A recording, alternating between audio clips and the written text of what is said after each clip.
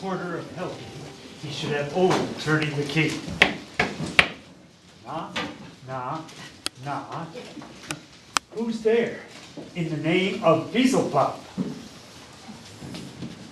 Hey, here's a farmer that hanged himself in the expectation of plenty. Come in time. Here you'll need napkins to know about you. Here you'll sweat for it. Knock, knock. Who's there? In the other devil's name. Faith.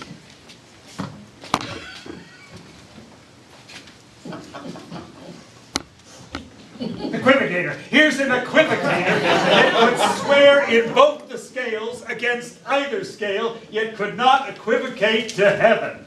Come in, equivocator. Knock, knock, knock, knock, knock. Here's an English tailor come hither for stealing out of a French hose. Come in, tailor. Here you may roast your goose. Knock, knock. Knock, knock. Knock, knock.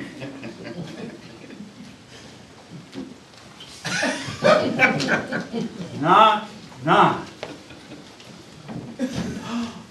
I'll never quiet. I'll double porter it no further. What are you? But it's too cold here for you. I had thought to bring in some of all the professions that go the primrose way to the everlasting bonfire. Anon, anon. Read. I pray you remember the porter. How can I my true love know from another one? By his tackle hat and staff and his sandal shoe. When the daffodils begin to peer with a hey, the ducks see over the day.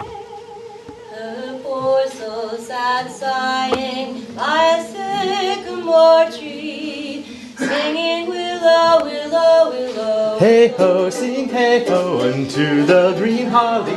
Friendship is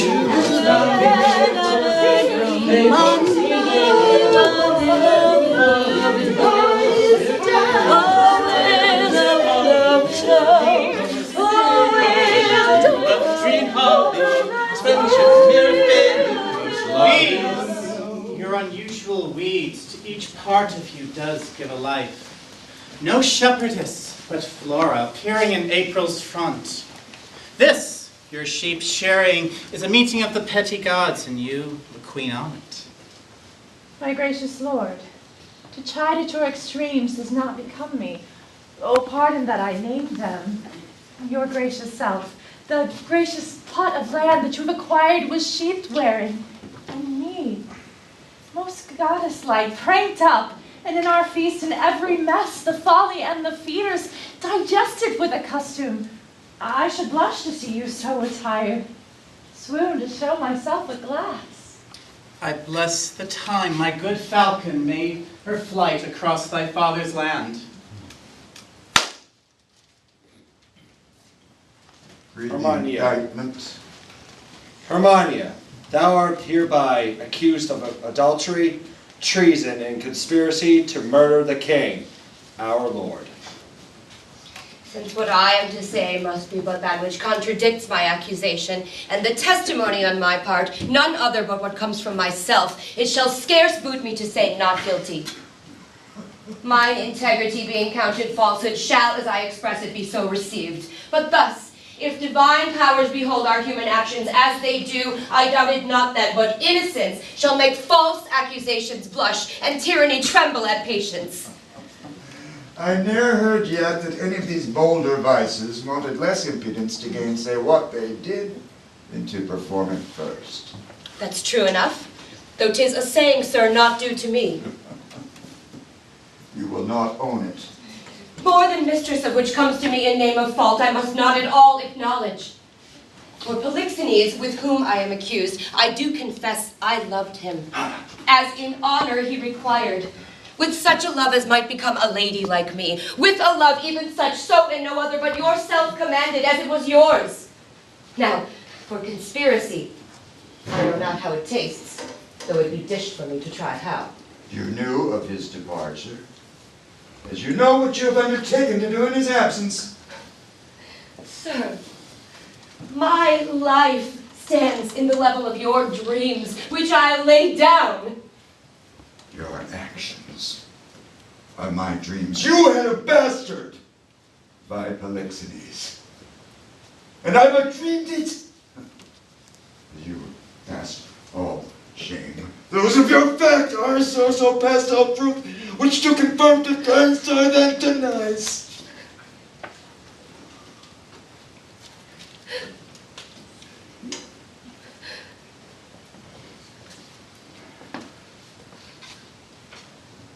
For as thy brat had been cast out like to itself, no father owning it, and this indeed more criminal in thee than it, so thou shalt feel our justice, in whose easiest passage look for no less than death.